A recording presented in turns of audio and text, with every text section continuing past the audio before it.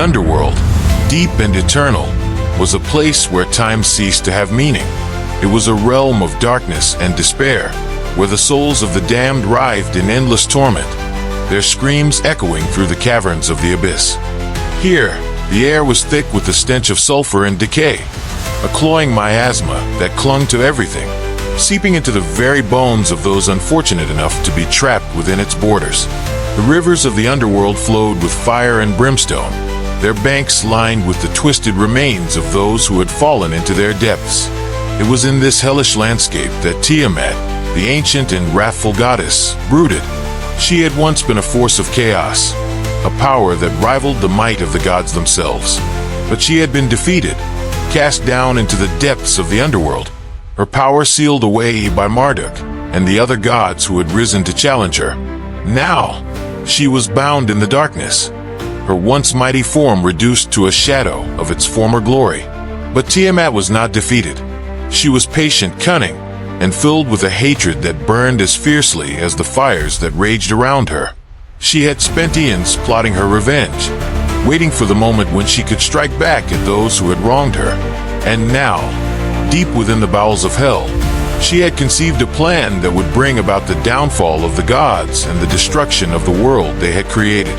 Tiamat's journey to create Bree was one of pain, sacrifice, and unyielding determination. She knew that the creature she sought to bring into existence could not be a mere demon, for demons were the servants of the gods who ruled hell, bound to their will. Nor could it be a human, for humans were weak, frail, and subject to the whims of the gods above. No, the creature she envisioned was something else entirely. Something that defied the very nature of the cosmos. Something that existed beyond the sight of the gods. The summoning of the souls. Tiamat's first step in her dark plan was to gather the raw materials for her creation. She needed souls, millions of them. But not just any souls would do. She required the most twisted, the most evil, the most corrupted souls that had ever passed through the gates of hell. These were the souls of tyrants and murderers, of those who had committed the most heinous of crimes, their spirits blackened by their deeds in life. These souls had long been condemned to suffer in the deepest pits of the underworld, their pain fueling the fires of hell. With a will forged from her boundless hatred, Tiamat began to summon these souls to her side. She called to them with a voice that resonated through the very fabric of the underworld, a voice that was both a whisper and a roar, a sound that could chill even the dead to the bone. The souls, drawn by her power, came willingly, their essence coalescing into a swirling vortex of darkness and despair. They knew not why they were summoned, only that they could not resist the pull of Tiamat's will. As the souls gathered around her, Tiamat reached out with her power, weaving them together into a single mass of seething, writhing energy. She drew upon the ancient magics that had once made her a goddess, channeling her fury and pain into the creation of something new, something that had never existed before. The souls screamed as they were bound together, their essence twisted and reshaped by Tiamat's will. It was a process that defied the natural order, a violation of the laws that governed the universe. But Tiamat cared nothing for such things. She was driven by her need for revenge, and nothing would stand in her way. The forging of Bree. The process of forging Bree from the souls she had gathered was long and arduous.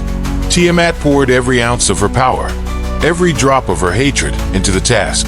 She shaped the mass of souls with a careful hand, molding it into the form she desired. She envisioned a creature that was both beautiful and terrible, a being that could charm and seduce, but also destroy with a single thought. She wanted Bree to be the ultimate weapon, a creature that could move through the world unseen by the gods, and yet bring about their downfall. Tiamat began by crafting Bree's body, shaping it from the darkness itself. She gave him the form of a man, tall and strong, with a face that could captivate the heart of any who gazed upon it. His features were perfect, each line and curve designed to draw the eye, to ensnare the senses. His hair was as black as the void, his eyes deep pools of darkness that seemed to hold the secrets of the universe within them. His skin was smooth, unblemished, with a coldness that hinted at the true nature of his soul. But Bree was not just a man. He was a creature of immense power. Tiamat infused his form with the strength of 1,000 demons, the cunning of 100 devils. She wove into his being the essence of the souls she had gathered, binding their malevolence and cruelty into the very core of his existence. Bree would be stronger than any demon, more powerful than any god who ruled over the underworld. He would be a creature of pure darkness, unbound by the laws of the cosmos, unseen by the eyes of the gods. As Tiamat worked, she encountered obstacles that tested even her formidable will. The souls she had gathered were not easily tamed. They resisted her control, fought against being molded into something new. They writhed and screamed, their agony palpable as Tiamat forced them into submission. But she was relentless, her desire for revenge driving her to push through the pain, to bend the souls to her will. There were moments when it seemed as though the creation of Bree would fail, when the souls threatened to tear themselves apart rather than be bound into the form Tiamat desired. But each time, Tiamat would draw upon her inner reserves of strength, pushing her power further, forcing the souls into submission. She would not be denied, not after everything she had endured, not after everything she had lost. Slowly, painfully, Bree began to take shape. His body solidified, his features becoming more defined, more real. The darkness that surrounded him coalesced into a tangible form, and he emerged from the void as a being of terrifying beauty and power. He stood before Tiamat, fully formed, his eyes glinting with a malevolent intelligence. But Bree was not yet complete. Tiamat knew that his power would be meaningless without a will of his own, without the drive and purpose that would make him truly dangerous. She needed to give him a mind, a soul that could think, that could plan and execute her will in the world above. Tiamat drew upon the most ancient of magics, the darkest of spells, to imbue Bree with consciousness. She reached deep into the void, into the place where the souls of the most ancient beings lay dormant, forgotten by time. She pulled forth the essence of a being that had once been a god, a creature of immense power and intelligence, and bound it to Bree's form. The process was excruciating, both for Tiamat and for Bree. The soul resisted, fought against being bound to this new form, but Tiamat's will was stronger. She forced the soul into submission, binding it to Bree's body, fusing it with the essence of the demon souls that made up his being. The result was a creature that was neither demon nor god, neither human nor monster. Bree was something new, something that defied classification, something that existed outside the boundaries of the known universe. When the process was complete, Bree stood before Tiamat, his eyes glowing with a cold, dark light. He was beautiful, more beautiful than any creature that had ever existed. His features were perfect, his form flawless, but there was a coldness to him, a cruelty that lurked just beneath the surface. He was a being of pure darkness, a creature born of the hatred and pain that had driven Tiamat for so long. The patience of Tiamat. Bree was complete, but Tiamat knew that the time was not yet right to unleash him upon the world. The gods still watched, their eyes ever vigilant, their power still strong. If she released Bree now, the gods would see him, would sense the darkness that emanated from him, and they would destroy him before he could fulfill his purpose. Tiamat knew she had to be patient. She had to wait for the right moment, the moment when the stars aligned, when the gods' attention was diverted, when Bree could slip into the world unnoticed. It would be a time when the balance of the cosmos was in flux, when the power of the gods was weakened, when they would be blind to the movements of the underworld.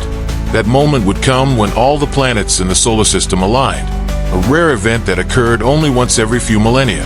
When that happened, the gods would be distracted, their attention focused on maintaining the balance of the universe, and they would be blind to the movements of Bree as he emerged from the underworld.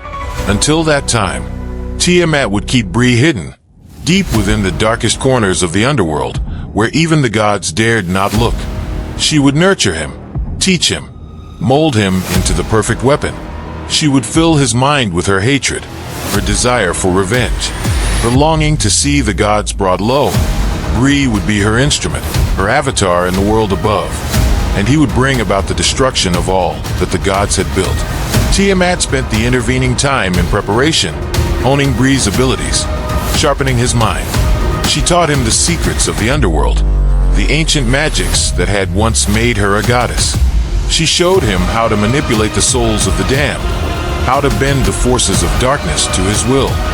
Bree absorbed it all, his mind a sharp blade, his power growing with each passing day. But as the time drew near, Tiamat felt a strange emotion stir within her, a sense of pride, of attachment to the creature she had created. Bree was more than just a weapon. He was a part of her, a manifestation of her will, her strength, her power. He was her child, born of her pain and hatred, and she could feel the bond between them growing stronger with each passing day. Yet she knew that she could not allow herself to become too attached. Bree had a purpose, and that purpose was to destroy the gods, to bring about the end of the world they had created. He was a creature of darkness, a force of destruction, and Tiamat could not afford to let her emotions interfere with her plans. The watchful eye of Marduk, in the infinite expanse of the celestial realm, where time stretched endlessly, and the stars themselves seemed to hum with the vibrations of the cosmos, Marduk stood upon the highest peak of heaven. His gaze was fixed upon the world below, the mortal realm where the lives of men unfolded in fleeting moments, their joys and sorrows, but ephemeral blips in the grand tapestry of existence. The air around him was filled with a soft, golden light, the essence of creation itself, shimmering in waves that rippled through the vast emptiness of space. Marduk, the supreme god, the lord of the heavens, was a being of immense power, his very presence commanding awe and reverence from all who beheld him. His form, though intangible and shifting like the light of distant stars, was nevertheless regal and imposing. His eyes, deep and endless as the night sky, held within them the knowledge of ages, the wisdom of a god who had shaped worlds and waged wars against the forces of chaos. Yet, for all his power and wisdom, Marduk was not without care. His heart, though distant from the concerns of mortals, still held a place for the world he had helped to create, a world that teetered on the edge of balance, ever threatened by forces that sought to undo all that had been built. And within that world, his thoughts were often drawn to one being in particular, a being who was neither fully god nor fully human, but something in between. Ira. Marduk watched as Ira moved through the mortal world, a figure of cold fire and unyielding strength, a warrior who had faced impossible odds and emerged victorious time and again. Ira, who had been born from the fusion of divine power and mortal will, was a creature of extraordinary potential, a force that Marduk had shaped with his own hands, yet had allowed to walk its own path, unburdened by the direct influence of the gods. Marduk's thoughts lingered on Ira, a sense of pride swelling within him. Ira was a testament to the balance between divine will and human spirit, a being who had the power to protect the weak, to stand against the darkness that threatened to engulf the world. And yet, despite this power, Ira remained humble, grounded in the world of men, driven not by the desire for glory or recognition, but by a deep, unspoken sense of duty. It was this quality that Marduk admired most in Ira, the quiet strength, the resolve to do what was necessary, even when the path was fraught with danger and uncertainty. Ira did not seek out power for its own sake. Instead, he used the gifts bestowed upon him with wisdom and restraint, a warrior who understood the weight of the sword he carried, the burden of the power that coursed through his veins. Marduk had chosen not to interfere in Ira's life, allowing him to make his own choices, to learn and grow through his experiences in the mortal world.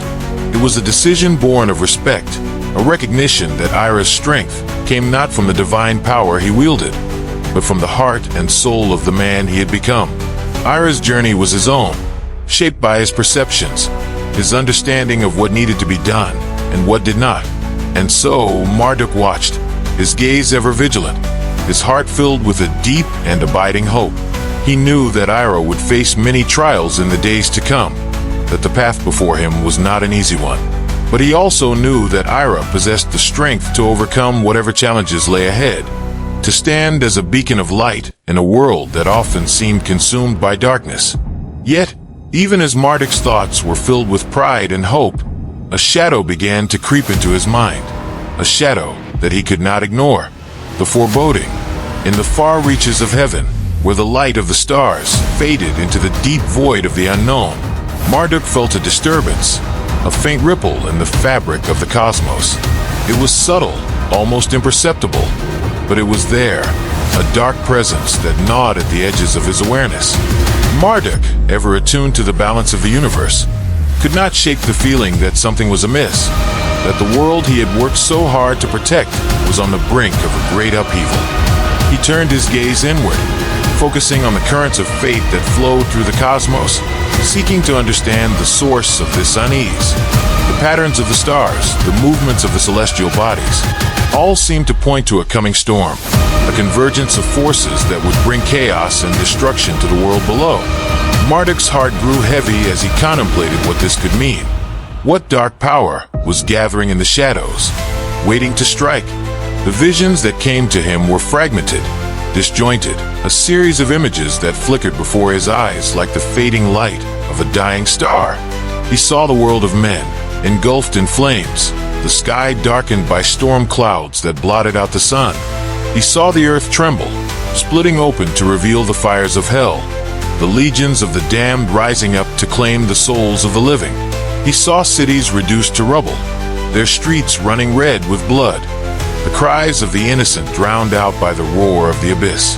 And amidst this chaos, he saw Ira, standing alone against the tide of darkness, his sword raised high, its blade gleaming with the cold light of the Blazefrost celestial sword. Ira's face was set in grim determination, his eyes burning with an inner fire that refused to be extinguished. He fought with all his might, cutting down the creatures of the underworld as they swarmed around him, their twisted forms writhing in the pale glow of the sword's frost. But for all his strength, for all his courage, Ira was only one man, and the forces arrayed against him were vast and unrelenting. The vision shifted, and Marduk saw Ira fall, his body broken, his spirit crushed beneath the weight of the darkness that sought to consume the world. The light of the sword flickered, then went out, leaving the world in darkness, the flames of hell rising to consume all that remained. Marduk's heart clenched with fear, a fear that he had not felt in eons. The vision was a warning, a glimpse of a possible future, one in which the world of men was lost to the forces of chaos and destruction. It was a future that he could not allow to come to pass, a future that must be averted at all costs. But what was the source of this coming storm? What power could be so great as to threaten the very fabric of existence, to bring about the end of all things? Marduk's thoughts turned to the underworld, to the creatures that dwelled in the depths of hell. He had long kept a watchful eye on the forces of darkness, ensuring that they remained bound within their infernal prison, unable to escape and wreak havoc upon the world above. But now, he could sense a stirring in the abyss, a gathering of power that had gone unnoticed until now. Could it be that the creatures of hell were preparing to rise, to break free from their bonds and unleash their fury upon the world? Marduk knew that the forces of the underworld were vast and powerful, but he had always believed that they were contained, kept in check by the balance of the cosmos. Yet the visions he had seen, the darkness that threatened to engulf the world, pointed to something far greater, something beyond the scope of the creatures of hell. There was a power at work here, a force that he could not fully comprehend, one that defied the natural order of the universe, the unseen threat. As Marduk pondered the source of this disturbance, he found himself drawn to a place deep within the underworld, a place where even the gods dared not tread. It was a place of utter darkness, a void that existed outside the boundaries of the known universe, a place where the laws of reality held no sway. It was here, in this place of darkness and despair, that Marduk sensed the presence of something ancient, something that had been long forgotten by time. But try as he might, Marduk could not see into the depths of this void. His sight, which could pierce through the fabric of reality, was obscured, blocked by a force that he could not identify. It was as if the void itself resisted his gaze, refusing to reveal the secrets it held within. It was a power that he had never encountered before, a darkness that defied even the gods. Marduk's concern deepened. If there was something in the underworld that he could not see, something that could hide from the gaze of the gods, then it was a threat unlike any other. It was a force that could not be predicted, could not be countered, because it existed outside the bounds of what the gods knew, outside the boundaries of their control. But even as Marduk contemplated this unseen threat, he remained unaware of Tiamat's machinations, of the creature she had forged in the depths of the underworld. Bree, the being that was neither demon nor human, existed in a state that was beyond the comprehension of the gods. Marduk, for all his power, could not see Bree, could not sense his presence, for Bree had been crafted specifically to evade the notice of the divine. And so, as Marduk pondered the coming storm, he placed his hopes on Ira, the one being who had the strength and the will to stand against the forces of darkness. Marduk believed that Ira would protect humanity from whatever threat might arise, that he would be the shield that stood between the world and the chaos that sought to consume it. But Marduk did not know that Ira, for all his power, would be facing an enemy unlike any he had encountered before. He did not know that the creature who would bring about the end of all things was already making its way to the mortal world, slipping through the cracks in the fabric of reality, unseen and unnoticed. The calm before the storm. And Ira, for his part, remained vigilant. He knew that the peace they enjoyed now was fragile, that it could be shattered at any moment. He could feel the tension in the air, the sense that something was about to happen, something that would change everything. But he did not know what it was, could not predict where the next threat would come from. In heaven, Marduk continued to watch over Ira, his hopes resting on the warrior who had proven himself time and again. But even as he watched, even as he placed his faith in Ira, Marduk could not shake the feeling that something was amiss, that the world was on the brink of a great and terrible event. He could see the patterns of fate shifting, the currents of destiny pulling toward a dark and uncertain future. The storm that was coming, the event that would shake the very foundations of the world, was drawing closer with each passing day. And though Marduk could not see the source of this darkness, he knew that it was powerful, that it was something beyond the comprehension of the gods. Marduk's thoughts turned once more to Ira, to the warrior who would be the world's last line of defense against the forces of darkness. He knew that Ira was strong, that he had the power to face whatever challenges lay ahead.